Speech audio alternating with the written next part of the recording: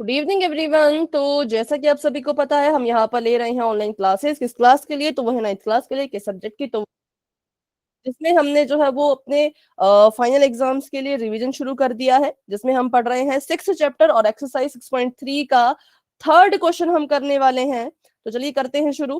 पहले क्वेश्चन को अच्छे से पढ़ लेते हैं। आप सभी के लिए मेरी यही एडवाइस है कि आप अपने साथ एनसीईआरटी की बुक साथ में रखें, ताकि क्वेश्चन पढ़ने में और उसको समझने में कोई भी डाउट आपका ना रहे। ये है 6.3 का क्वेश्चन नंबर 3। ठीक है, चलो तो करते हैं इसको शुरू। पहले इसकी फिगर बना लेते हैं। फिगर कैसी है? तो एक लाइन ऐसे को है, ऐसे को है, ऐसे भी है और ऐसे है। ठीक है, एक हैंगर की तरह इसकी शेप है। तो अभी यहाँ पे एक एंगल बन रहा है 35 डिग्रीज का, यहाँ पर एंगल बन रहा है 53 डिग्रीज का। इसका नाम है पॉइंट बी, इसका नाम है ए, इसका नाम है सी, इसका नाम है डी और इसका नाम है ई। क्वेश्चन आपको दिया गया है सबसे पहले तो कि जो ए बी लाइन है वो है बी, सॉरी डीई के। ठीक है, जो आपकी लाइन है ए बी वो पैरेलल है डीई के, और आपको गिवन है जो एंगल है बी ए सी वो इक्वल है 35 डिग्री के, और एंगल है सी डी ई वो इक्वल है 53 डिग्रीज के। आपने बताना है एंगल डी सी ई जो है वो कितने डिग्रीज का होगा। तो चलिए बताइए कैसे इसको हम सॉल्व कर सकते हैं। पहले तो बताओ डी सीई एंगल है कहां पर? डी सीई,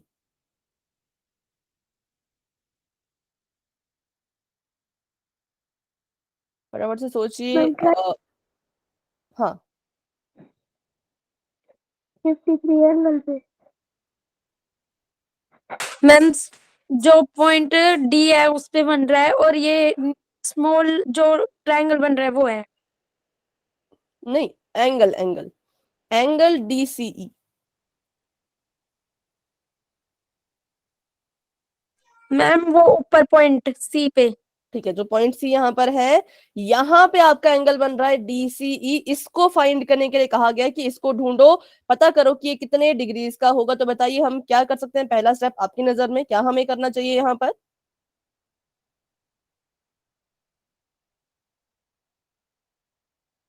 सोचिए।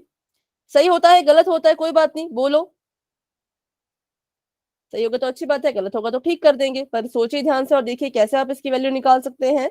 ये आपका क्वेश्चन मार्क वाला एंगल है। आपको कहा है कि इनकी मदद से आप इसकी वैल्यू। तो हम क्या करेंगे? देखो, हमें दिख रहा है कि मैम कहां पर, हाँ आप कह रहे हैं, कहें बेटा। Angle D C E plus angle B A C plus angle C D E equal to 180 degree. मतलब कि ट्राइंगल्स के जो ट्राइंगल्स ट्रांसवर्सल के। है। अच्छा ठीक है, चलो। एक एंगल आपने कहा शायद बी ए सी, ये वाला मुझे नहीं समझ आया, लेकिन हाँ 180 के इक्वल होगा, ये आप बिल्कुल आपने ठीक कहा।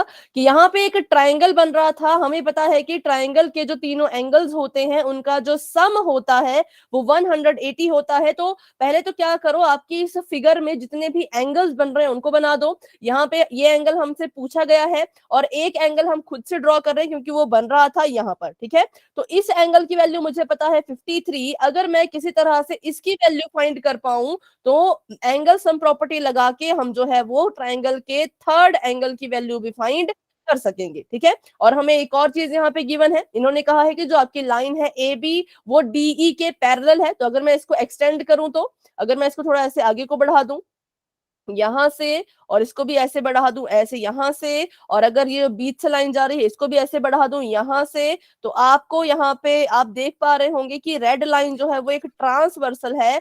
जब ये ट्रांसवर्सल यहां से गुजरी तो आपको क्या नजर आया कि क्या यहाँ पे बन रहा है?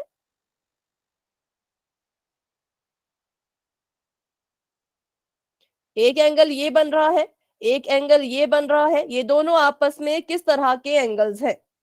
Alternate interior angle. ध्यान से देखिए। हमें कहा है कि जो आपकी लाइन है ए बी और लाइन है डीई वो एक दूसरे के पैरेलल है, और इनको काटती हुई एक लाइन जा रही थी रेड से कलर की जो ट्रांसवर्सल, जिसको हमने माना।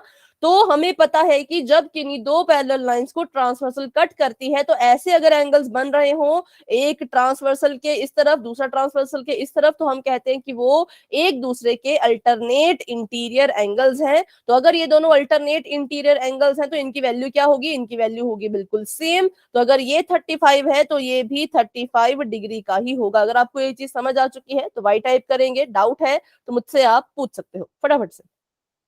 Yes ma'am. ठीक है, कि ये क्या थी, ये दोनों लाइंस आपस में पैरेलल थी, इनको काट रही थी ट्रांसवर्सल, तो एक एंगल बन रहा है ट्रांसवर्सल के राइट में, एक बन रहा है लेफ्ट में, तो ये दोनों हो जाएंगे अल्टरनेट इंटीरियर एंगल। तो यहां से एंगल जो है आपका ए नहीं सॉरी सी, इसको देंगे हम, सी का नाम देंगे, ये जो सी है, angle CED is equal to angle CAB which is equal to 35 degree, क्योंकि ये अल्टरनेट इंटीरियर एंगल्स थे या एंगल्स हैं। ठीक है, अल्टरनेट इंटीरियर एंगल। तो अब हमें इसकी वैल्यू पता है, हमें इसकी वैल्यू भी पता है, तो क्या अब हम अपने ट्राइंगल के थर्ड एंगल की वैल्यू निकाल पाएंगे? Yes ma'am. बिल्कुल निकाल पाएंगे, क्योंकि हमें पता है कि ये जो तीनों एंगल्स हैं इनका जो सम है वो 180 आएगा। कौन कौन से एंगल? पहला एंगल है एंगल CDE, मतलब कि ये वाला एंगल। ठीक है, CDE मतलब कि ये वाला, उसमें हम ऐड कर दें अगर एंगल CED मतलब कि ये वाला एंगल। ठीक है, और उसमें ऐड कर दें अगर हम DCE मतलब कि ये जो ऊपर वाला एंगल है जो हमसे पूछा गया है, तो ये तीनों मिलकर के हो जाएंगे 180। यहां पे लग जाएगी angle sum property of triangle, angle sum property. ठीक है, किसकी? ट्रायंगल की। तो अभी हमें CDE की वैल्यू पता है कितनी है, 53 है, तो यहाँ पे इसकी जगह पे लिख दीजिए 53 डिग्री प्लस का निशान। CED की वैल्यू पता है इसकी वैल्यू भी 35 डिग्री, यहाँ पे लिख दिया। और एंगल DCE की वैल्यू हमें नहीं पता, वही तो हमने निकालनी है, कितने के इक्वल? तो 180 के इक्वल है। तो अभी बढ़ते हैं आगे, करते हैं इसको सॉल्व। तो 53 में 35 ऐड करके बताएं कितना आएगा? 88। Plus angle DCE is equal to 180 degree, और angle DCE is equal to 180 minus 88, कितना आएगा माइनस करके? 92। देखिए जरा इसमें आंसर ठीक है, कहीं कुछ गलत तो नहीं हुआ? No ma'am. नोटबुक साथ रखे ना, नोटबुक या फिर जो भी आपके आंसर की है उसमें देखते रहें कि हमारा आंसर ठीक भी आ रहा है या नहीं। तो हमने जब इसको सॉल्व किया तो यहाँ पर जो है वो 92 डिग्री हमारा आंसर आया। तो ये था हमारे क्वेश्चन का पूरा सोल्यूशन, बिल्कुल सिंपल था। पहले हमने इस 35 डिग्री की हेल्प से ट्राइंगल के थर्ड एंगल को निकाला, जो कि ना तो क्वेश्चन में मेंशन किया था ना हमें बताया गया था, ये हमने खुद से ड्रॉ किया, क्योंकि हमें दिख रहा है कि यहाँ पे एंगल बन रहा है। तो आपके फिगर में जितने भी एंगल्स बन रहे होते हैं उनको आप ड्रॉ कर लिया करें खुद से। तो अगर मैं यहाँ पे एंगल ड्रॉ ही नहीं करती तो मेरे दिमाग में ये चीज स्ट्राइक ही नहीं करती कि ये इसके अल्टरनेट इंटीरियर है। तो जैसे मैंने एंगल बनाया तो मैंने देखा कि ये वाला एंगल इस वाले के अल्टरनेट इंटीरियर नजर आ रहा है, तो इट मींस ये दोनों बराबर हो जाएंगे। एक की वैल्यू गिवन थी, एक की वैल्यू निकाल ली और यहाँ पे लगा दी एंगल सम प्रॉपर्टी, तो ट्रायंगल के थर्ड एंगल की वैल्यू भी खुद ब खुद निकल के आ गई, वो है 92 डिग्री का। ठीक है, तो ये क्वेश्चन बेटा आते हैं आपको 2 मार्क्स के, तो इनको बिल्कुल ध्यान से करना है, इजी क्वेश्चन रहते हैं, ज्यादा कोई टफ नहीं होता। कोई डाउट है तो पूछ लीजिए इस क्वेश्चन में किसी का भी, अगर नहीं है तो वाई टाइप करें ताकि हम अगला क्वेश्चन कर सके। ठीक है, यस मैम। आप कुछ कह रहे हैं विनय? No ma'am. आपने कुछ कहा? No ma'am. ओके बेटा, ठीक है, चलो तो बढ़ते हैं आगे। अब ये वाला क्वेश्चन मैं देख रही थी तो ये आपको आया था शायद 2020 की क्वेश्चन में था या 18 किसी तो क्वेश्चन में था, ये वाला क्वेश्चन मतलब पहले आया हुआ है आपके एग्जाम में। ठीक है, एनुअल एग्जाम में। तो देखते हैं क्या इसमें करना था। बहुत ही इजी, ये तो बहुत ही सिंपल और इजी क्वेश्चन है। तो फिगर बना लेते हैं पहले। फिगर देखिए हमने कि एक ऐसी लाइन जा रही थी और इस लाइन के ही मदद से कुछ ट्रायंगल, क्या ऐसे यहाँ पे लाइनें जा रही थी। ठीक है, ऐसे बन गया, ये दो यहाँ पे ट्रायंगल मुझे नजर आ रहे हैं और एक लाइन, और इसका नाम लिख लेते हैं। इसका नाम है P, इसका नाम है R, इसका नाम है T, इसका नाम है S और इसका नाम है Q। ठीक है, और यहाँ पे कुछ एंगल्स बन रहे हैं। ये एंगल है आपका 95 डिग्री का, ये आपको गिवन है। ये एंगल है आपका 40 डिग्री का, ये भी गिवन है। ये एंगल है आपका 75 डिग्रीज का, ये भी गिवन है आपको। यहाँ पे और क्या क्या चीजें दी है, तो पहली चीज आपको दी है कि पी क्यू और आर एस जो है वो टी पॉइंट पे इंटरसेक्ट कर रहे हैं, और जो आपके एंगल्स है वो इतने इतने डिग्रीज के हैं। तो फाइंड कीजिए एंगल एस क्यू टी को। पहले तो आप मुझे ये बताइए एस क्यू टी जो है वो किस वाले ट्राइंगल में है और कहां पर है? ऊपर वाले में है या नीचे वाले में है? नीचे वाले में है तो कहां नीचे पर है? वाले में है, ऊपर वाले में है तो कहां पर है? नीचे वाले में है, किस पॉइंट पर? पॉइंट क्यू पे। क्यू पर, ठीक है। तो यहाँ पे जो एंगल बन रहा है ये वाला, इसको हम कहेंगे एंगल एस क्यू टी, या टी क्यू एस भी कह सकते हैं। तो इसकी वैल्यू फाइंड करने के लिए आपको कहा गया है, इसकी वैल्यू हमने फाइंड करनी है। तो मैंने कहा था कि फिगर में जितने भी एंगल्स जहां पे भी बन रहे होते हैं उनको पहले खुद से ड्रॉ कर लिया करें। तो दो एंगल मुझे दिखे जो यहाँ पे बन रहे थे लेकिन इन्होंने बनाए नहीं है, तो मैं बना लेती हूँ। एक एंगल यहाँ बनेगा इस ट्राइंगल का, और एक एंगल यहाँ बनेगा इस ट्राइंगल का, क्योंकि हर एक ट्राइंगल में 3 एंगल होते हैं, हमें पता है, ठीक है। तो बताइए अब इसकी हेल्प से, इसकी हेल्प से या इसकी हेल्प से हम अपने ग्रीन एंगल मींस पूछे गए एंगल जिसका नाम है एंगल एस क्यू टी तक कैसे पहुंच सकते हैं? मैम ऊपर वाले ट्रायंगल से। हाँ, कैसे? मैम एंगल सम प्रॉपर्टी लगा के टी निकल जाएगा, फिर भी वर्टिकल अपोजिट एंगल हो जाएगा, इधर वाले ट्रायंगल में आ जाएगा, उसमें भी एंगल सम प्रॉपर्टी लग जाएगी। हाँ, बिल्कुल सही, वेरी गुड। क्या इसमें हो सकता है? हमने देखा कि इस ट्रायंगल के दो एंगल्स हमें गिवन है, अगर हम तीसरे वाले की वैल्यू निकाल दे तो क्या पता ये हमारी हेल्प कर दे। पर ये मुझे कब पता लगा? जब मैंने इन एंगल्स को ड्रॉ किया। तो आपने भी, कोई भी आपको शेप कभी भी आती है किसी भी क्वेश्चन में, एंगल्स ड्रॉ कर लेना सभी जितने भी वहां पे बन रहे हो, ठीक है। तो अभी यहाँ पर करते हैं इसको सॉल्व। तो हमने देखा कि एंगल जो है पी आर टी मतलब आर वाला angle, plus angle R P T मतलब ऊपर वाला एंगल, और plus angle P T R मतलब ये T angle is equal to 180 degree. इसमें से हमें दो की वैल्यू पता है, एक की वैल्यू है 40 डिग्री, एक की वैल्यू है 95 डिग्री। इज इक्वल टू नहीं, plus 95 plus angle P T R is equal to 180। तो बताइए 40 प्लस 95 करेंगे तो कितना आएगा? 135। Plus angle P T R is equal to 180, और पी टी आर की वैल्यू कितनी आई?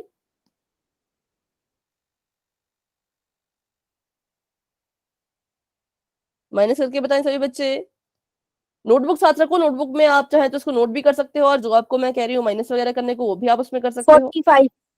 ठीक है। 45। Angle P T R is equal to 45 degree. Check कर लीजिए सही है या गलत आई, मतलब आपके पास अगर आंसर की है तो। पर इसकी तो हमें दी नहीं गई होगी ना, इसकी तो आपको कैसे पता लग पाएगी? ठीक है,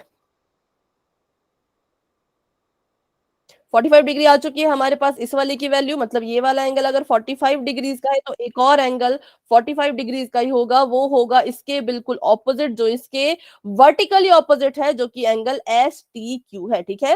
angle S T Q is equal to angle P T R equal to 45 degree, क्योंकि ये दोनों ही वर्टिकली ऑपोजिट एंगल्स थे। तो मैं इसको शॉर्टकट में लिख रही हूँ, vertically opposite angle. Good evening, good evening बेटा, ठीक है। तो वर्टिकली ऑपोजिट एंगल है तो ये आ जाएगा 45 डिग्री का। अब यहाँ पर हमें दिख रहा है कि इस ट्रायंगल में भी लग सकती है एंगल सम प्रॉपर्टी, क्योंकि हमें दो एंगल्स पहले से ही गिवन है, थर्ड हमने फाइंड करना है। तो हम लिख सकते हैं एंगल का, देखिए जो अगर आप पूरा नाम लिखेंगे तो एग्जामिनर पे अच्छा इंप्रेशन पड़ेगा कि हाँ इनको एंगल के नाम लिखने आते हैं। तो आप कोशिश करें कि आप जो है वो पूरे पूरे नाम इसके लिखा करें, ठीक है। कोई बात नहीं बेटा, कोई बात नहीं। S T Q plus T S Q plus angle T S Q T आ जाएगा आपका 180 के इक्वल। यहां पर लग गई आपकी एंगल सम प्रॉपर्टी, और इसको सॉल्व करेंगे तो एस टी क्यू आपके पास 45 डिग्री का है, टी एस क्यू आपके पास 75 डिग्री का है। एस क्यू टी की वैल्यू फाइंड करनी है विच इज इक्वल टू 180। तो बताइए यहां से एस क्यू टी की वैल्यू कितनी आ जाएगी? 60 डिग्री। ठीक है,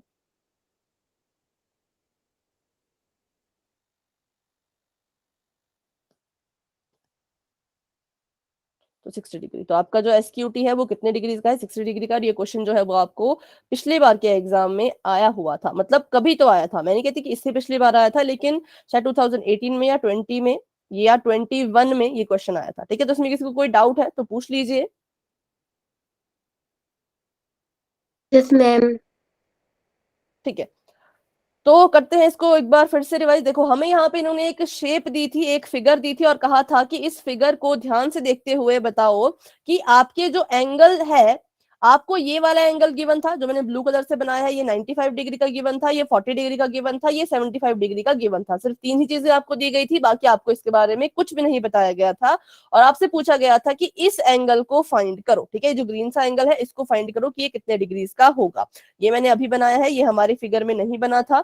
फिगर जो है वो बिना इन दो एंगल्स के थी। तो हमने सोचा क्यों ना पहले फिगर को कंप्लीट कर लें, क्यों ना हम पहले उन एंगल्स को बना लें जो एंगल्स यहाँ पे बन तो रहे हैं लेकिन दिए नहीं गए हैं, ड्रॉ नहीं किए हैं। तो हमने खुद से इस एंगल को ड्रॉ किया और इस एंगल को ड्रॉ किया।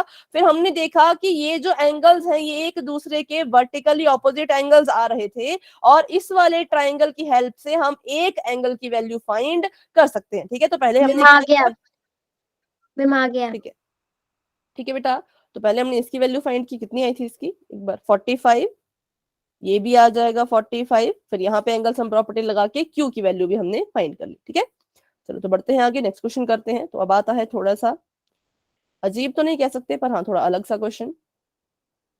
तो बनाते हैं इसकी भी फिगर। पहले तो एक लाइन यहां से ऐसे को जा रही है और यहाँ पे कुछ एक लाइन ऊपर को जा रही है, एक आगे को, बैक, और ये ऐसे।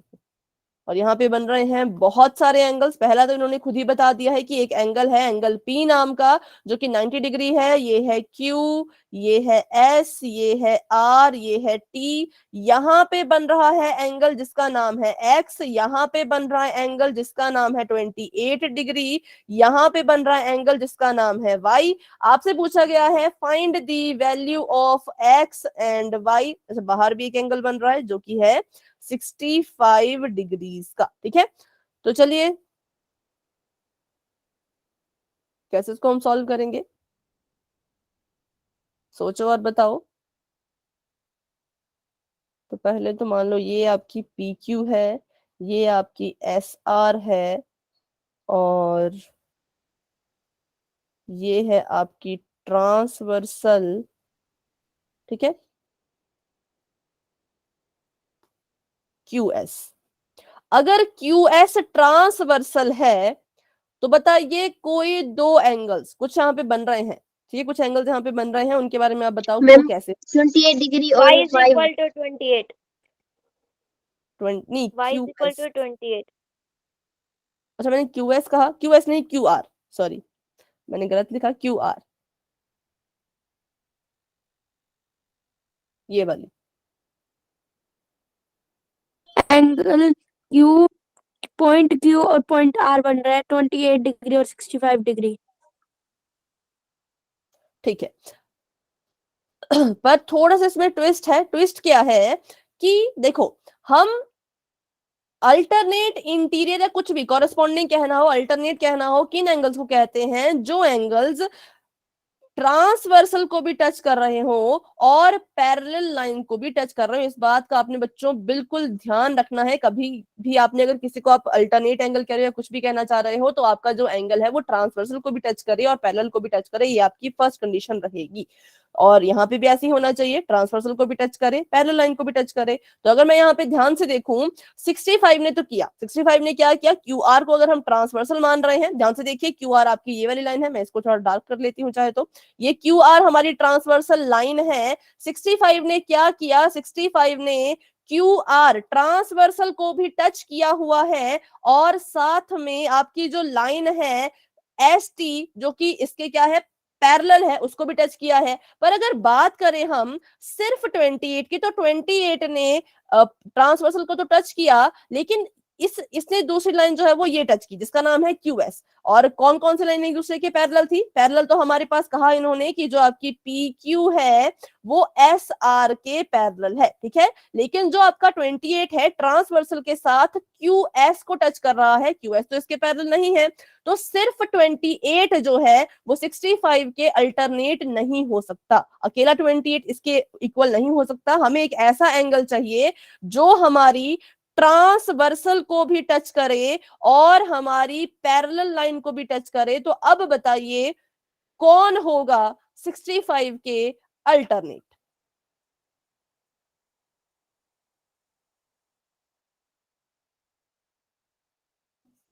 सोचो फटाफट से और बताओ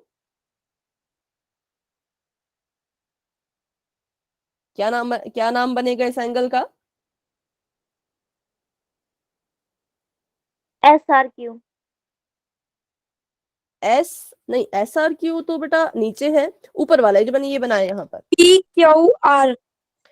ठीक है, P Q are, angle P Q P R, ठीक है। ये कौन सा एंगल जो आपका यहां से शुरू होकर के यहां पे खत्म हो रहा है, ये पूरा का पूरा एंगल हमारे 65 के अल्टरनेट इंटीरियर होगा। क्यों? क्योंकि इसने ट्रांसवर्सल को भी छुआ और हमारी पैरेलल जो लाइन थी उसको भी छुआ। इसने भी सेम वही किया, ट्रांसवर्सल को भी छुआ और पैरेलल लाइन को भी छुआ। तो ये जो एंगल यहां से यहां तक बन रहा है, ये पूरा अगर मैं देखूं टोटल यहां से यहां तक, तो कितने एंगल से मिलकर के बन रहा है? 2 एंगल से। तो अगर मैं इसका नाम लिखना चाहूं तो इसका नाम क्या होगा? SQR plus PQS। हाँ, उनकी क्या क्या वैल्यू है? X plus 28। बिल्कुल सही, x प्लस 28। तो ये पूरा एंगल कहलाया जाएगा आपका x प्लस 28। तो आपका जो अल्टरनेट होगा 65 के, वो पूरा x प्लस 28 डिग्री होगा, ना कि सिर्फ 28 डिग्री। ठीक है, तो अगर आपको ये चीज समझ आ गई कि ऐसा क्यों हुआ तो वाई टाइप करें, डाउट है तो पूछ लें, क्योंकि डाउट मन में ना रखें। देखो हम शायद इसको बाद में नहीं पढ़ेंगे, सिर्फ अभी हम इसको पढ़ रहे हैं। डाउट मन में आता है तो आपने तुरंत पूछना है, कोई भी डाउट मन में नहीं रखना है कि हमने सिर्फ 28 को इसके अल्टरनेट क्यों नहीं लिया, क्योंकि 28 क्या कर रहा था, 28 ने ट्रांसवर्सल को तो छू लिया था, पर पैरेलल लाइन को भी तो छूना जरूरी है, वो इसने नहीं किया, ये तो आधे में रुक गया। तो हमने कहा कि इसके अल्टरनेट वही एंगल होगा जो ट्रांसवर्सल के साथ साथ पैरेलल लाइन को भी टच करे। वो था यहां से लेकर के यहां तक पूरा एंगल। हमने देखा ये पूरा का पूरा तो 2 एंगल से मिलकर बन रहा है, तो इसका पूरा नाम हो जाएगा x प्लस 28 डिग्री। तो x plus 28 degree is equal to 65। कैसे? क्योंकि ये दोनों एक दूसरे के अल्टरनेट इंटीरियर एंगल्स हैं। ठीक है, तो इसलिए हमने क्या कहा कि x plus 28 is equal to 65 degree. तो यहां से किसकी वैल्यू आ जाएगी? X की। x की, बिल्कुल सही है। तो निकालते हैं x की वैल्यू फटाफट से, अभी इसको मिटा देते हैं। तो यहां पर आ गया x प्लस 28 एक एंगल है जिसका नाम है एंगल पी क्यू आर, क्योंकि एंगल पी क्यू आर बराबर है एंगल क्यू आर टी के, क्योंकि ये दोनों हैं अल्टरनेट इंटीरियर एंगल। और इसकी जो मेजरमेंट है पी क्यू आर की, इस पूरे की पूरी यहां से यहां तक की, वो है x प्लस 28, क्योंकि ये दोनों एंगल से मिलके बना है, x से भी 28 से भी। तो जब इसको हम जोड़ेंगे x में 28 को, तो हमारा पूरा एंगल यहां से यहां तक का आएगा इक्वल टू 65। तो बताइए x की वैल्यू कितनी आ जाएगी?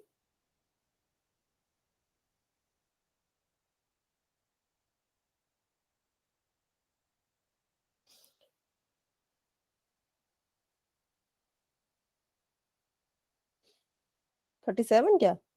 देखिए जरा एक बार। 37। ठीक है, 37 डिग्री यहाँ पे इसकी वैल्यू आ रही है, किसकी? x की। तो x is equal to 37 degree. अब मुझे बताइए y की वैल्यू कैसे निकालें?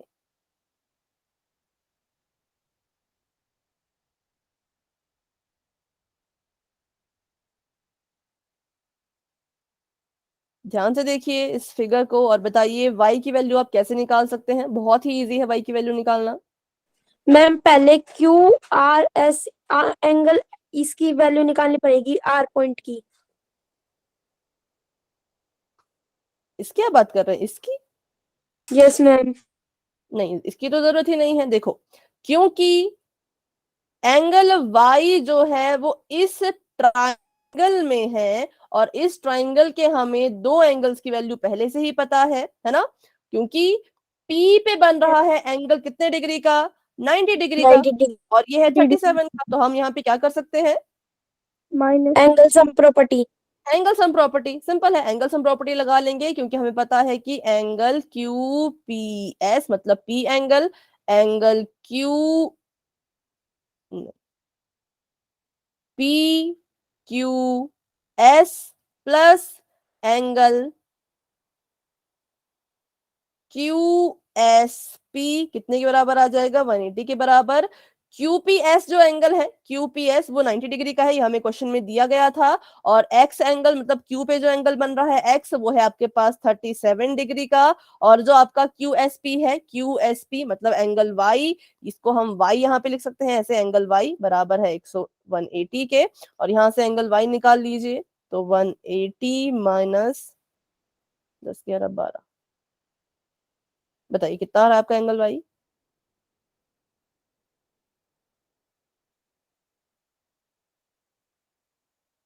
53। ठीक है 53, हाँ मैंने 4 लिख दिया था, 53 डिग्री। तो बस ये हमारा आंसर आ चुका है। एक्स की वैल्यू निकालने के लिए हमें क्या करना पड़ा, एक्स की वैल्यू निकालना थोड़ा सा मुश्किल था क्योंकि हमें ये चीज यहाँ पे समझनी पड़ी कि 28 इसके अल्टरनेट नहीं होगा, बल्कि पूरा एंगल जो यहाँ से यहाँ तक जा रहा है वो इसके अल्टरनेट होगा। पूरे एंगल की वैल्यू थी एक्स प्लस 28, एक्स प्लस 28 हो जाएगा 65 के इक्वल, क्योंकि अल्टरनेट इंटीरियर एंगल्स थे। यहां से हमने एक्स की वैल्यू निकाल ली 37, फिर हमने देखा कि एक्स वाई और 90 डिग्री एक ही ट्राइंगल में बैठे थे तीनों एंगल, तो अगर हमें किसी ट्राइंगल के दो एंगल्स की वैल्यू पता हो तो थर्ड की वैल्यू कैसे निकाली जाती है, एंगल सम प्रॉपर्टी की हेल्प से। तो अगर इस क्वेश्चन में किसी बच्चे का कोई भी डाउट है तो आप मुझसे पूछ सकते हैं, कोई डाउट नहीं है तो बच्चों आप वाई टाइप कर सकते हो।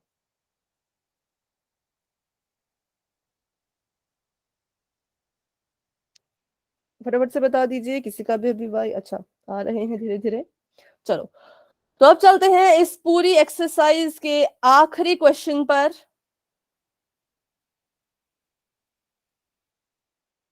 जो कि है थ्योरी वाला क्वेश्चन। इसमें कुछ भी हम कैलकुलेट नहीं करेंगे, इसमें पूरी थ्योरी थ्योरी ही चलेगी। तो चलो मैंने यहाँ पे एक फिगर बना दी इसकी पहले। तो इसमें दो ट्रायंगल बन रहे हैं, एक ऐसा बन रहा है और एक कुछ इस तरह का बन रहा है, ठीक है। और इसके नाम लिख लेते हैं, इसका नाम है P, इसका नाम है T, इसका नाम है Q, इसका नाम है R, इसका नाम है S। एक एंगल बन रहा है यहाँ पर, एक एंगल बन रहा है बाहर। इसको मैं रेड लाइन भी दे देती हूँ साथ में, क्योंकि ये बेस जो है वो दोनों का है। ये जो बेस है ये ब्लैक वाले ट्राइंगल का भी है, रेड वाले ट्राइंगल का भी, इसलिए मैंने इसको रेड लाइन भी दे दी, ठीक है। चलो फिर इन्होंने हमें क्या क्या दिया है कि ट्राइंगल पी क्यू आर को प्रोड्यूस किया पॉइंट एस पे, if the bisector of angle P Q R and P R S meet at point T. ये कह रहे हैं कि अगर bisector of angle P Q R, जो आपका एंगल है पी क्यू आर जो कि बन रहा है पॉइंट क्यू पे, उसका ये बाइसेक्टर है, ठीक है। मतलब एंगल क्यू को ये क्यूटी क्या कर रहा है, दो बराबर हिस्सों में इक्वल पार्ट्स में डिवाइड कर रहा है, क्योंकि इसको कहा है इसका बाइसेक्टर। और उसी तरह से एंगल पी आर एस, जो आपका ये एंगल बन रहा है यहाँ पर, इसका जो बाइसेक्टर है आर टी, ये भी एक बाइसेक्टर है, तो ये भी क्या कर रहा है, पी आर एस को टू इक्वल हाफ में बांट रहा है, ठीक है। अगर ये पॉइंट टी पे मीट कर रहे हैं दोनों एंगल्स के बाइसेक्टर, तो आपने ये प्रूव करके दिखाना है कि जो एंगल है क्यू टी आर वो इक्वल है half of angle Q P R के, ठीक है। तो थ्योरी वाला क्वेश्चन है, तो इसके लिए तो देखते कैसे इसको हम सॉल्व कर पाएंगे। सबसे पहली चीज हम लिख सकते हैं, देखो हमें दिख रहा है कि जो एंगल पी आर एस है, ठीक है, बड़ा वाला जो पी आर एस है, ये एक्सटीरियर एंगल है। तो जो एक्सटीरियर एंगल की प्रॉपर्टी होती है, मुझे बताइए वो क्या होती है।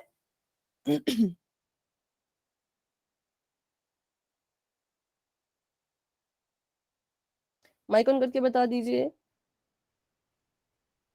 एक जो आपका एक्सटीरियर एंगल होता है जो बाहर ऐसे को बन रहा होता है, इसकी एक प्रॉपर्टी होती है कि ये इक्वल होता है किसके, जो अंदर एंगल्स बन रहे हैं इसके ऑपोजिट साइड में। ठीक है, एक एंगल जो ऊपर की तरफ को ये वाला बन रहा है, एक एंगल जो यहां को बन रहा है, ये बाहर वाला एंगल इन दोनों एंगल के सम के बराबर होता है। तो हमने यहाँ पे क्यों शुरू किया PRS से, क्योंकि हमें प्रूव करनी थी कुछ चीज, तो कुछ तो हमें लेना पड़ता है ना। तो हमने देखा कि जो एंगल था PRS वो इक्वल हो जाएगा angle PQR plus angle QPR के। ठीक है, ये हमने यहाँ पे अपनी फर्स्ट इक्वेशन जो है वो लिख ली है। अब करते हैं इसको सॉल्व आगे। और अगर मैं इसमें सभी अपनी लेफ्ट हैंड साइड और राइट हैंड साइड में हाफ से मल्टीप्लाई कर दूं तो ये बन जाएगा half PRS is equal to half of angle PQR plus half of angle QPR। ठीक है, ये हमारी सेकंड इक्वेशन यहां पर आ गई। तो मैंने यहाँ पे आपसे पूछा है कि जो आपका एंगल QTR है, मतलब कि QTR ये वाला जो आपका एंगल है QTR, ये हाफ है इस एंगल के। ठीक है, ये वाला जो एंगल है वो हाफ है इस एंगल के। तो हमने क्या किया, दोनों तरफ से इसमें हाफ हाफ से कर दिया मल्टीप्लाई। हमने क्या किया, तो हमने एक्सटीरियर एंगल की प्रॉपर्टी को उठाया। ये आपने इस क्वेश्चन में याद रखना है कि आपने इसको कैसे सॉल्व करना है, कहां से स्टार्ट करना है सॉल्व करना। तो एक्सटीरियर एंगल को उठाओ और उसकी प्रॉपर्टी लगा दो। तो उसकी प्रॉपर्टी जब लगाई तो कुछ ऐसा ये बन गया। अब उसके बाद देखिए, हाफ ऑफ PRS को आप किसके इक्वल लिख सकते हैं, ये आपका एंगल है PRS। ठीक है, अगर इसका हाफ हम करना चाहें तो किसके इक्वल ये आ सकता है, ये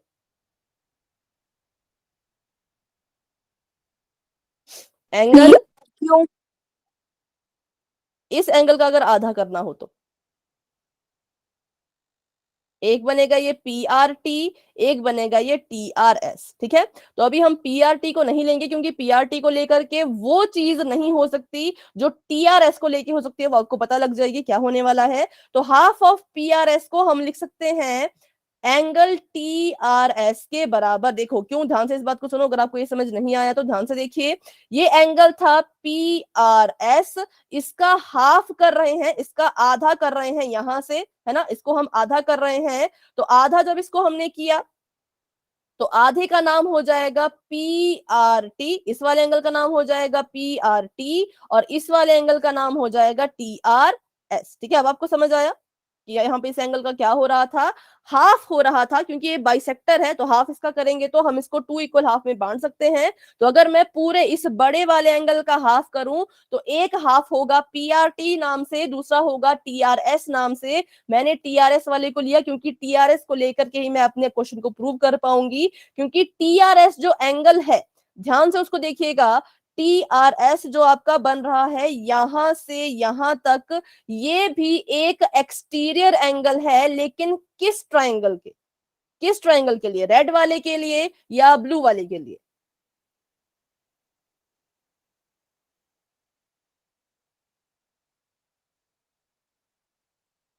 सोचिए फटाफट से और बताइए। जूम कर लेती हूँ मैं इसको। जो आपका TRS एंगल है वो किस वाले ट्रायंगल के लिए जो है वो एक्सटीरियर एंगल है, ब्लैक वाले के लिए, रेड वाले के लिए? बस कलर ही बताना है। अगर आप चैट में लिख रहे हो तो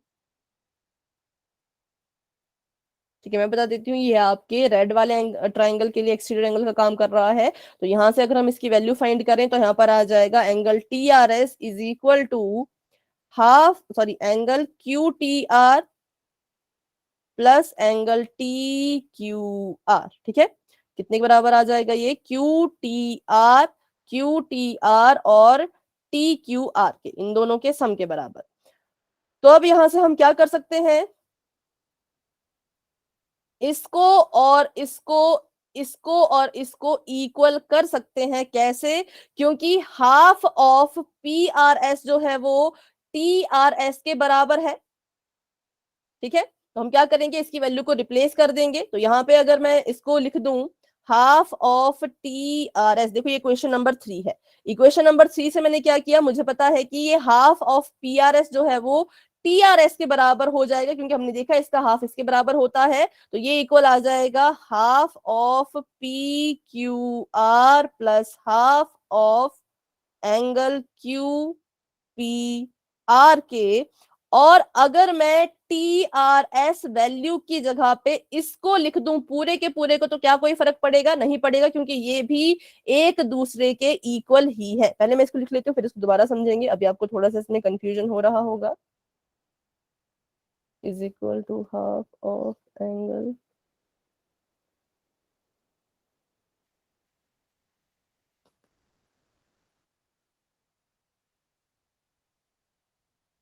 ठीक है।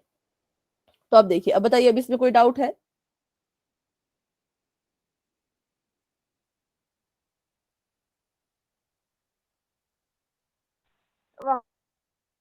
एक मिनट।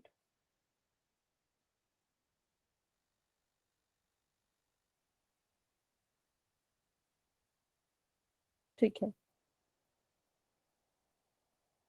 चलो। तो अब यहाँ से एक और चीज निकल के आई। हम यहाँ पे अगर देखें ध्यान से, तो जो आपका ये है हाफ ऑफ QPR, कहां पर है QPR? Sorry, half of PQR। अगर मैं इसका हाफ करूं तो ये कितने के बराबर आ जाएगा? इसमें से कोई अगर मैं एक नाम यहां से लूं तो ये भी कितने के इक्वल आएगा? TQR के। ठीक है, देखो, अगर मैं इस वाले एंगल का हाफ करूं तो इसके भी दो नाम बनेंगे, एक बनेगा PQT, एक बनेगा TQR। तो मैंने यहां से जो है वो इसको किसके इक्वल लिख दिया? एंगल TQR के, क्योंकि मेरी लेफ्ट हैंड साइड में भी एंगल TQR था, राइट साइड में भी एंगल TQR है, तो मैंने इन दोनों को यहाँ पे लिख दिया।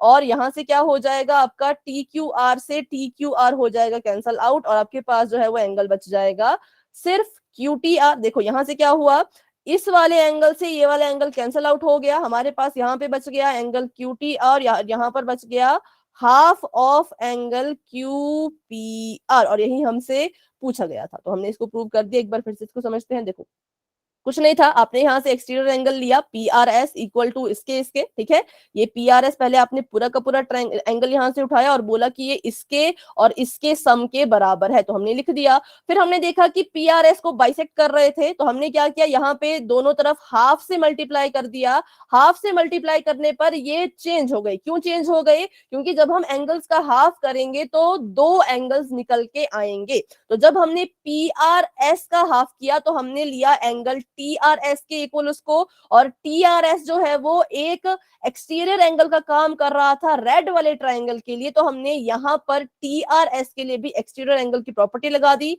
यहाँ पे भी एक्सटीरियर एंगल की प्रॉपर्टी लगाई थी, यहाँ पे भी एक्सटीरियर एंगल की प्रॉपर्टी लगाई। प्रॉपर्टी लगाने पे हमने देखा कि ये जो चीज है ये इस चीज के बिल्कुल इक्वल आ रही थी, तो हमने इनको इक्वल टू करके यहाँ पे लिख दिया ऐसे। फिर हमने देखा कि जो हमारा एंगल PQR था उसको भी बाइसेक्ट किया जा रहा है, तो इसको जब बाइसेक्ट यहाँ पे किया था तो इसके भी दो एंगल बने, तो हमने वहां से TQR एंगल नाम उठा करके यहाँ पे लिख दिया, क्योंकि TQR हमें दिख रहा था कि यहाँ पर आ रहा है। फिर जब इसको हमने यहाँ लिखा तो TQR से TQR हो गया कैंसल आउट, और हमारे पास यहाँ बच गया QTR, यहाँ बच गया खुद ही हाफ QPR। ठीक है, तो थ्योरी वाले क्वेश्चन थोड़े से कॉम्प्लिकेटेड होते हैं, तो मुझे वैसे लगता तो नहीं क्वेश्चन आएगा, पर अगर आ गया तो रिस्क नहीं ले सकते। तो आप क्या करना है, इसको फिर से रिकॉर्डिंग में देख लेना, तो आपको फिर से ये अच्छे से समझ आ जाएगा। ठीक है, तो अभी के लिए ये था लास्ट इसका टॉपिक। अभी हम करने वाले हैं क्वाड्रिलेटरल्स के बारे में। जैसे हमने 6 चैप्टर के बेसिक पढ़े, वैसे पहले हम इसके भी थोड़े बेसिक पढ़ेंगे। बेसिक पढ़ के क्या होगा, तो बड़ा क्वेश्चन सॉल्व तो होने में इसकी मदद तो मिलेगी, साथ ही जो आपको एमसीक्यूज आते हैं या ट्रू फॉल्स आते हैं या फिलअप्स आते हैं उसमें भी आपको इनकी मदद मिलेगी, क्योंकि क्वेश्चन आपसे बेसिक ही पूछे जाएंगे। ठीक है, तो बात करते हैं क्वाड्रिलेटरल की। क्वाड्रिलेटरल होता क्या है, तो बिल्कुल इजी है। A closed figure surrounded by 4 sides is called a quadrilateral. ऐसी कोई भी शेप जिसमें कितनी साइड हो, जिसमें 4 साइड्स हो, उसको आप क्वाड्रिलेटरल का नाम देंगे। जैसे कि जिसमें 3 साइड्स होती हैं उसको आप क्या कहते हैं, फटाफट से बताएं। जिसमें भी आपको 3 साइड्स देखने को मिलती है उसको हम, उस शेप को हम क्या कहते हैं? इसको ट्राइन ट्राइंगल। तो वैसे ही अगर 3 साइड्स हैं तो उसको हम कहेंगे ट्राइंगल, अगर 4 साइड्स आ गई तो उसको हम कहेंगे क्वाड्रिलेटरल। ठीक है, करते हैं बात इसके बारे में आगे। तो अच्छे से इसके बेसिक सीखिएगा क्योंकि बहुत इंपॉर्टेंट है।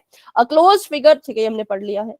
आगे बढ़ते हैं। तो ये सभी के सभी यहाँ पर क्या है, ये सभी के सभी क्वाड्रिलेटरल्स हैं क्योंकि इन सभी में ही जो है वो 4 साइड्स हैं, 4 साइड्स हैं। ठीक है, और ये आपके डेली लाइफ के एग्जांपल, चेस बोर्ड भी एक क्वाड्रिलेटरल है, ये जो आपके पत्ते हैं ये भी क्वाड्रिलेटरल है, डोर भी क्वाड्रिलेटरल है, और ये जो है ये भी क्वाड्रिलेटरल है क्योंकि सभी में आपको 4 साइड्स नजर आ रही होंगी। क्रेडिट कार्ड, डेबिट कार्ड जो होते हैं ये भी आपके क्वाड्रिलेटरल्स ही हैं क्योंकि इसमें भी 4 साइड्स हैं। ठीक है, तो क्वाड्रिलेटरल्स के बारे में कुछ 3 चीजें होती हैं जो आपको पता होनी चाहिए। वर्टिसेस के बारे में, साइड्स के बारे में और एंगल्स के बारे में। हमें पता है हर एक शेप के पास वर्टिसेस होती हैं। वर्टिसेस वो चीज होती है जहां पर भी साइड्स आकर के मीट करती हो। जैसे हमने ट्राइंगल के केस में पढ़ा था कि ट्राइंगल में 3 वर्टिसेस होती हैं। हमने देखो पिछले चैप्टर में भी इसको पढ़ा था अच्छे से। वर्टिसेस क्या होती हैं, ऐसा पॉइंट जहां पर भी आकर के आपकी जो साइड्स हैं वो मैच करेंगी, मिलेंगी, उनको हम वर्टिसेस कहेंगे। ठीक है, बढ़ते हैं आगे। तो यहाँ पर 4 साइड्स होती हैं किसी भी क्वाड्रिलेटरल में। बात करें तो 4 ही एंगल्स होते हैं किसी भी क्वाड्रिलेटरल में। और उसके बाद इसको बाद में करेंगे, आगे बढ़ते हैं। सबसे इंपॉर्टेंट चीज हम पढ़ने वाले हैं कि क्वाड्रिलेटरल की साइड्स और एंगल्स के बारे में कैसे पता लगाना है। एक क्वाड्रिलेटरल में ऑपोजिट साइड्स होती हैं। तो अगर मैं आपसे पूछूं कि यहां पर आपको कौन कौन सी साइड्स ऑपोजिट दिख रही हैं, उनके नाम बताइए। अगर मैं पूछूं बीसी के ऑपोजिट कौन सी साइड है, बीसी के,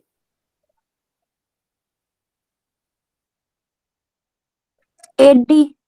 नीचे बीसी के एडी। ठीक है, ऑपोजिट साइड होती हैं जो अगर एक यहां पे है तो दूसरी यहां पर हो। वैसे ही डीसी के ऑपोजिट कौन होगी, एबी।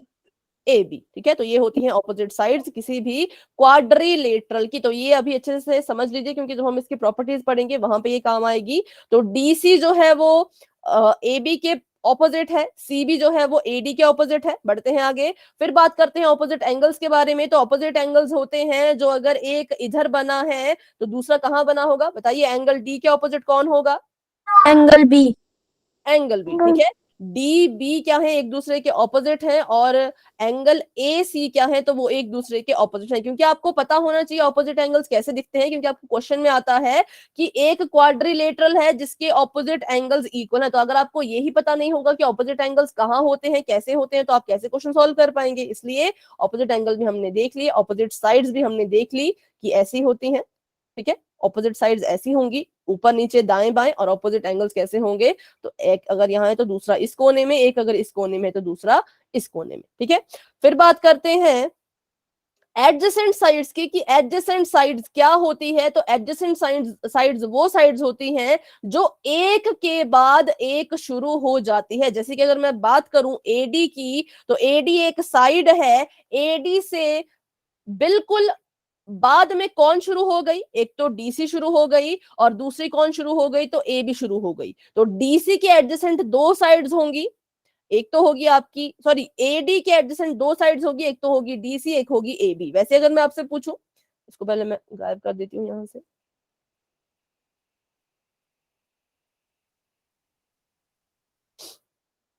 अगर मैं आपसे पूछूं ए बी के एडजेसेंट कौन सी साइड्स हैं, ए बी के, एडी और बीसी।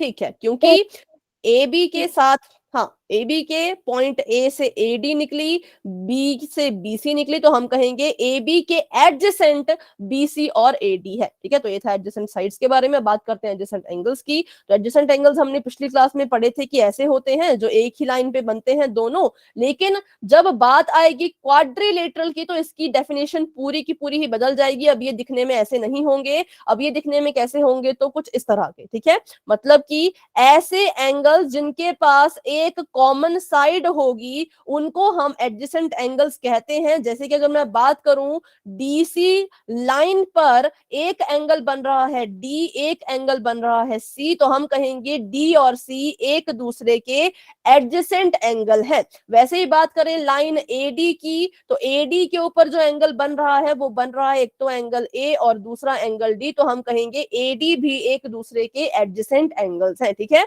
तो एडजेसेंट एंगल्स की जो डेफिनेशन है वो पूरी बदल गई। कब? जब हमने इसको क्वाड्रिलेटरल्स के केस में पढ़ा। ऐसे तो ये ऐसे दिखते थे कि एक लाइन हो उस पे ऐसे करके दो एंगल्स बन रहे हो, तो हम कहते थे ये तो एडजेसेंट एंगल्स हैं। तो वही मैं अगर आपसे पूछूं कि आप मुझे बताइए, अच्छा लाइन बनाने की जरूरत नहीं है, एंगल सी के एडजेसेंट कौन कौन से एंगल हैं? एंगल सी के एडजेसेंट एंगल बी और एंगल डी। ठीक है, एक होगा एंगल डी क्योंकि सी डी कॉमन साइड है दोनों के लिए, और एक होगा एंगल बी क्योंकि सी बी कॉमन साइड है दोनों के लिए। तो सी के एडजेसेंट डी भी है और सी के ही एडजेसेंट बी भी है, इनको हम कहते हैं एडजेसेंट एंगल्स किसी भी क्वाड्रिलेटरल में। ठीक है, तो ये हमने पढ़ लिया। अब बात करते हैं डायगोनल्स की। तो डायगोनल्स क्या होते हैं? ऐसी लाइन सेगमेंट्स जो ऑपोजिट वर्टिसेस को टच करे। जैसे कि हमने देखा कि वर्टिसेस या एक यहाँ होती है, एक यहाँ होती है, एक यहाँ होती है, एक यहाँ होती है, तो जो ऑपोजिट वर्टिसेस को लाइन टच करती है उनको हम डायगोनल्स कहते हैं। ठीक है, जो ऐसी तिरछी तिरछी लाइन होती है उनको हम डायगोनल्स कहते हैं किसी भी क्वाड्रिलेटरल में। तो यहाँ पे डायगोनल्स कौन कौन से हैं? एक का नाम है डीबी, एक का नाम है एसी। बढ़ते हैं आगे। अ quadrilateral has only two diagonals. एक क्वाड्रिलेटरल के पास सिर्फ और सिर्फ दो ही डायगोनल्स होंगे, दो से ज्यादा जो है वो इसके पास डायगोनल्स नहीं हो सकते। क्वाड्रिलेटरल होता क्या है? तो क्वाड्रिलेटरल बस एक शेप है जिसके पास चार साइड्स हैं, चार वर्टिसेस हैं और चार ही उसके पास एंगल्स हैं।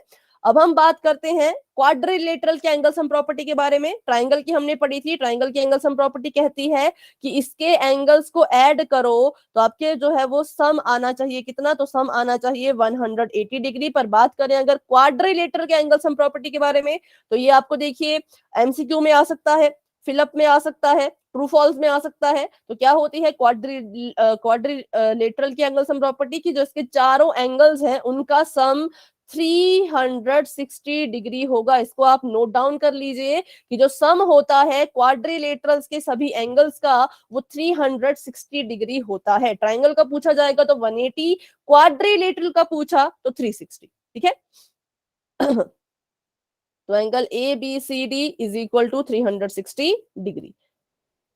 अब हम करते हैं, जैसे हमने ट्राइंगल्स के बारे में पढ़ा है, तो ट्राइंगल्स के भी टाइप्स होते हैं on the basis of angle, on the basis of sides, on the basis of angle. Triangle कितने टाइप्स के हैं फटाफट से बताते जाएं ट्राइंगल के बारे में भी। अगर मैं बात करूं एंगल्स की, तो एंगल्स के बेस पर ट्राइंगल को आप कितने टाइप्स में कैटेगराइज करते हैं और उनके नाम क्या क्या है?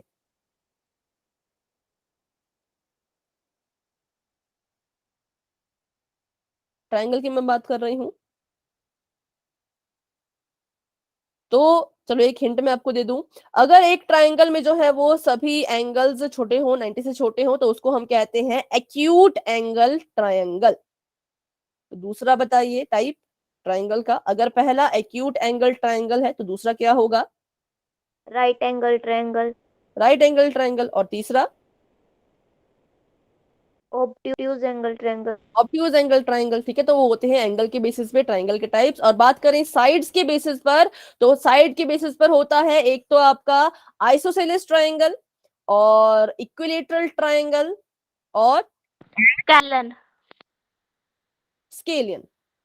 ठीक है, स्केलियन ट्राइंगल जिसमें कोई भी साइड इक्वल नहीं होती वो स्केलियन। ठीक है, तो वैसे ही अगर आपके ट्राइंगल्स के टाइप्स हैं तो क्वाड्रिलेटरल के भी टाइप्स होते हैं, और इन्हीं टाइप्स से घुमा फिरा के आपको क्वेश्चन पूछे जाते हैं। कभी आपको पूछा जाता है कि अगर कोई चीज पैरेललोग्राम है तो ये प्रूव करो कि वो रेक्टेंगल हो सकती है, अगर कोई चीज स्क्वायर है तो ये प्रूव करो वो रोम्बस हो सकती है, अगर कोई चीज रोम्बस है तो ये प्रूव करो कि वो पैरेललोग्राम है। तो यहीं से क्वेश्चन आपको घुमा फिरा के पूछे जाते हैं। तो इसके लिए आपको इन सभी के बारे में, इन सभी की प्रॉपर्टीज जो है वो पता होनी चाहिए। पहले तो नाम पता होने चाहिए। तो नाम यहाँ पे 6 प्रकार के हैं। पहला है पैरेललोग्राम। आप चाहे तो इसका स्क्रीनशॉट ले लो या इसको नोट डाउन कर लो कि टाइप्स ऑफ क्वाड्रिलेटरल जो है वो ये होते हैं। Number 1 parallelogram, number 2 rectangle, number 3 square, number 4 rhombus, number 5 trapezium और नंबर 6 काइट। क्या है? तो क्वाड्रिलेटरल के ये टाइप्स हैं, क्वाड्रिलेटरल के टाइप्स हैं, इट मींस इन सभी के पास 4 साइड्स हैं। डेफिनेटली ये पक्का हो गया कि इन सभी शेप्स के पास 4 साइड्स होंगी ही होंगी। तो अगर आपने इसको नोट डाउन कर लिया या स्क्रीनशॉट ले लिया तो वाई टाइप कर लें, बाकी फिर आप नहीं तो इसका स्क्रीनशॉट ले लीजिए और इसको नोट कर लीजिए। कर लिया है तो वाई टाइप करें। देखो इसका बेसिक समझना बहुत इंपॉर्टेंट है। जैसे हमने 6 चैप्टर के लिए बेसिक सीखा था, हमें 6 चैप्टर ज्यादा अच्छे से समझ आया, वैसे इसके लिए भी बेसिक बहुत जरूरी है। आपको आपको इन सभी के बीच का डिफरेंस पता होना चाहिए। ठीक है, तो चलिए बढ़ते हैं आगे, समझते हैं इनके बारे में एक एक करके। सबसे पहले हम बात करते हैं ट्रेपेजियम की। ट्रेपेजियम क्या है? तो ट्रेपेजियम एक क्वाड्रिलेटरल ही है in which one pair of opposite sides is parallel. Trapezium एक ऐसी शेप है जो कि क्वाड्रिलेटरल ही कहलाई जाएगी। क्यों? क्योंकि इसके पास 4 साइड्स हैं। 4 साइड जिसके पास होगी उसको हम क्वाड्रिलेटर कहेंगे, लेकिन इसका नाम होगा क्वाड्रिलेटरल के अंडर ट्रेपेजियम। ठीक है, अगर आपको कोई भी ऐसी शेप दिखती है जहां पर क्या है, 2 साइड्स तो आपस में पैरेलल हैं और 2 साइड्स आपस में नॉन पैरेलल हैं, तो आप कहेंगे पहली चीज ये है तो है तो ये क्वाड्रिलेटरल, लेकिन नाम क्या है इसका? तो नाम है इसका ट्रेपेजियम। ठीक है, जिसके पास क्या हो, one pair of opposite side. इसलिए हमने ऑपोजिट साइड के बारे में पढ़ लिया ताकि अब हमें कोई भी कंफ्यूजन ना हो। ऑपोजिट साइड सुन के हमें पता है ऑपोजिट साइड कहाँ है, तो मतलब ये या तो ऊपर नीचे वाली या तो दाएं बाएं वाली। ठीक है, तो एक पेयर इसके ऑपोजिट साइड्स का पैरेलल होता है और दूसरा पेयर पैरेलल नहीं होता है। ठीक है, तो ये सभी यहाँ पे बताइए क्या ये एक ट्रेपेजियम है? यस और नो? अगर मैं इसका नाम दे दूं, यस मैम। यस। क्यों? क्योंकि इसमें हमें दिख रहा है कि ए बी और सी डी 2 पैरेलल लाइंस हैं, दोनों ऑपोजिट भी हैं और एक दूसरे के पैरेलल भी हैं। तो ट्रेपेजियम वही तो होता है जिसका एक सेट ऑपोजिट लाइंस का एक सेट कैसा हो, पैरेलल हो। ठीक है, बात करें इसकी तो ये भी ट्रेपेजियम है, क्योंकि यहाँ पर भी जो एक सेट है लाइंस का ऑपोजिट साइड्स का वो इक्वल है और सॉरी पैरेलल है। और यहाँ पे भी देखें तो ये जो लाइन जा रही हैं दोनों, ये भी कैसी हैं, पैरेलल है। लग तो ये भी मुझे पैरेलल ही रही है ना, लेकिन शायद नहीं हो, थोड़ी सी इसमें कुछ डिफरेंस हो, क्योंकि थोड़ी सी टेढ़ी ऐसे को आई हुई है और ये बिल्कुल सीधी सी है, तो इसलिए ये अभी के लिए ट्रेपेजियम के एग्जांपल्स हैं। बढ़ते हैं आगे, बात करते हैं इसकी प्रॉपर्टीज के बारे में। The sum of consecutive interior angles between parallel sides is 180 degree. ठीक है, तो ये कह रहे हैं कि जो भी आपकी कॉन्जिक्यूटिव इंटीरियर एंगल होंगे और जो पैरेलल साइड्स के बीच में बने होंगे, मतलब कि यहां पर और ये आपका एक साइड है, ये आपकी एक पैरेलल साइड है, इनके बीच में जो बन रहे हैं ए डी और बी और सी, ये दोनों एक दूसरे के क्या होते हैं, ये दोनों होते हैं एक दूसरे के सप्लीमेंट्री या फिर 180 डिग्री इनका सम होगा। ठीक है, जो इनके अंदर की तरफ को बन रहे हैं, जैसे कि ये इस अंदर को और ये भी अंदर को। तो ये वाली प्रॉपर्टी आई डोंट थिंक आपको आएगी, या अगर आ गई तो कोई बात नहीं, आपने बस ध्यान रखना है कि ये जो एंगल्स बनेंगे ऐसे करके इनका जो सम होगा वो 180 डिग्री होगा। तो ये था ट्रेपेजियम। अगली शेप देखते हैं, तो अगली शेप हमारे पास है काइट। काइट भी एक क्वाड्रिलेटरल है, क्योंकि इसके पास भी क्या है, इसके पास भी है 4 साइड्स और इसके it has 2 equal pairs of adjacent sides. ठीक है, कह रहे हैं कि इसकी जो एडजेसेंट साइड्स हैं वो कैसी होती हैं, इक्वल होती हैं। ए सी और ए बी इक्वल है, सी डी और बी डी इक्वल है। ठीक है, ये कैसी, इसके पास कैसी साइड्स होती हैं, तो ऊपर वाली दोनों एक जैसी होंगी, सेम होंगी, और नीचे वाली भी दोनों एक जैसी होंगी, सेम होंगी। इनका जो मेजरमेंट होगा वो सेम होगा। अब बात करते हैं सबसे इंपॉर्टेंट जो कि है पैरेललोग्राम। बहुत ज्यादा इंपॉर्टेंट ये है, काइट उतनी इंपॉर्टेंट मुझे नहीं लगी, पर पैरेललोग्राम और ट्रेपेजियम बहुत इंपॉर्टेंट है, क्योंकि इसमें आपसे घुमा फिरा के क्वेश्चन पूछे जा सकते हैं। तो पहले बात करते हैं पैरेललोग्राम के बारे में। ये भी एक क्वाड्रिलेटरल ही है, पर इसका नाम पैरेललोग्राम है, तो इट मींस इसमें कुछ पैरेलल वर्ड का यूज क्यों किया, क्योंकि इसमें कुछ पैरेलल होगा। तो आपको यहाँ पे डेफिनेशन आप देख पा रहे होंगे कि if the opposite sides of quadrilateral are parallel then it is a parallelogram.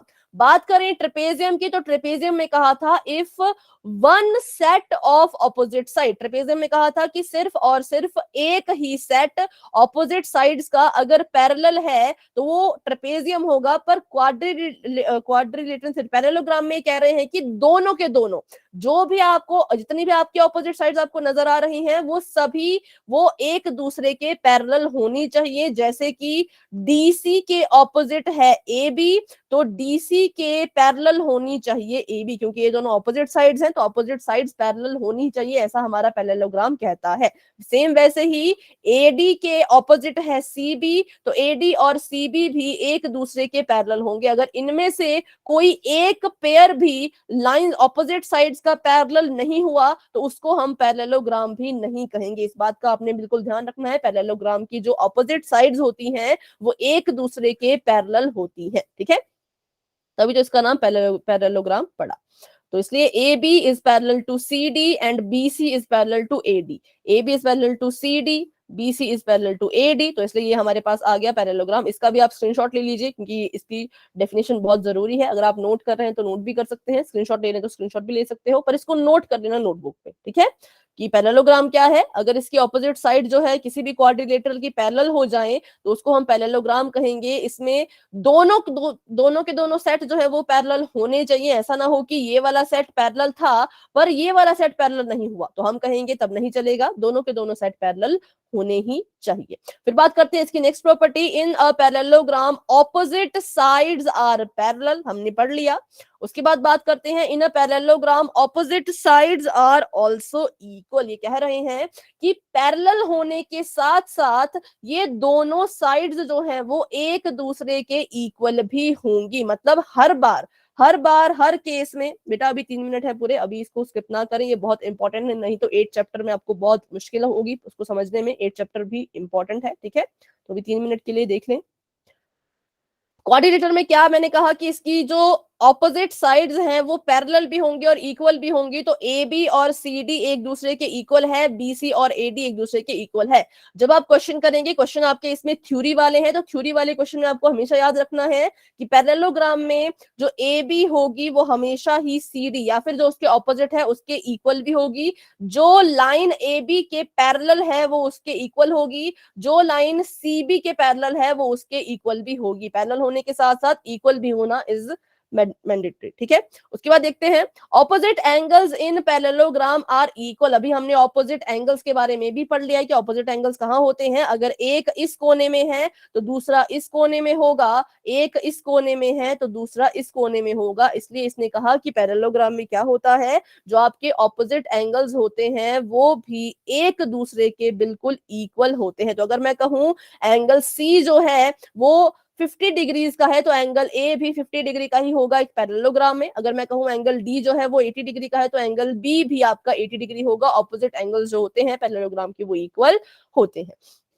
फिर बात करते हैं in a parallelogram the diagonals bisect each other. जो आपका पैरेललोग्राम है उसमें क्या होता है, जो आपके ये डायगोनल्स होते हैं ये एक दूसरे को बाइसेक्ट करते हैं। क्या करेंगे, ये एक दूसरे को बाइसेक्ट करेंगे। मतलब कि यहां से क्या होगा, जो आपका ए ओ सी जो डायगोनल है, ये पूरा का पूरा ब्लू कलर की लाइन वो क्या कर रही है, ए ओ और ओसी को इक्वल पार्ट्स में काट रही है, ठीक है। मतलब ये जो दोनों यहां से जा रहे हैं, जब ये दोनों एक दूसरे के साथ इंटरसेक्ट हुए तो इन दोनों ने एक दूसरे को इक्वल पार्ट में काटा। एओसी डायगोनल में एओ जो है वो ओसी के बराबर होगा और डीओ बी डायगोनल में जो है वो डीओ बराबर हो जाएगा ओबी के, ठीक है। तो ये भी आपको बहुत बार काम आता है जब आप अपने किसी भी क्वेश्चन को प्रूव कर रहे होते हो, किसी भी क्वेश्चन को जब आप सॉल्व कर रहे होते हो तो आपके पास ये चीजें काम आती है। क्यों? क्योंकि हमें कभी कभी कॉन्ग्रुएंट प्रूव करना पड़ता है दो ट्राइंगल्स को। तो हम कहेंगे कि ओसी, देखो अगर मैं ट्राइंगल हूं, ध्यान से इसको देखिएगा, अभी